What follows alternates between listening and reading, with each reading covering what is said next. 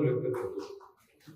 इथे उपस्थित असणारे सर्वच सन्माननीय विशाल दादांचं मनोगत आपण सर्वांनी ऐकलं. आदरणीय विक्रम दादांनी आज बराच बॅकलॉग भरून काढलेला आहे आणि या ठिकाणी आदरणीय जयंतराव आसगावकर सरांनी सुद्धा त्यांचं मनोगत इथे व्यक्त केलेलं आहे. प्रथमतः सर्व पत्रकारांना आणि विशेषतः इलेक्ट्रॉनिक चॅनलवाल्यांना विनंती, विशाल पाटील काही बोलले असतील ते सोडून द्या. कृपया करून त्याची ब्रेकिंग न्यूज करू नका.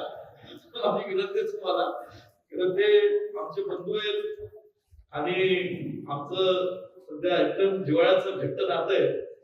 म्हणून भावनेच्या आधारे प्रेमापोटी काही गोष्टी ते सांगलीकरांच्या वतीने बोलत असतील, पण तो फार विषय उगाच काहीतरी त्याच्यावर बातमी करू नका अशी माझी नम्र विनंती. होतं काय, सगळेजण हात माझ्या मागे लागतील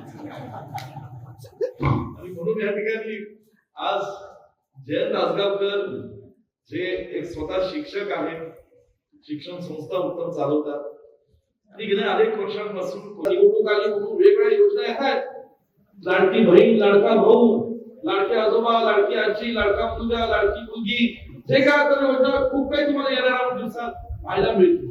तर ते योजना केवळ येणाऱ्या ऑक्टोबर मध्ये होणाऱ्या विधानसभेच्या निवडणुकीपुरतं आहेत तर महाराष्ट्राला जनतेला कळत. म्हणून हे झोपलेलं सरकार मागच्या लोकसभेच्या निवडणुकीत महाराष्ट्राच्या जनतेने जागा केलेलं.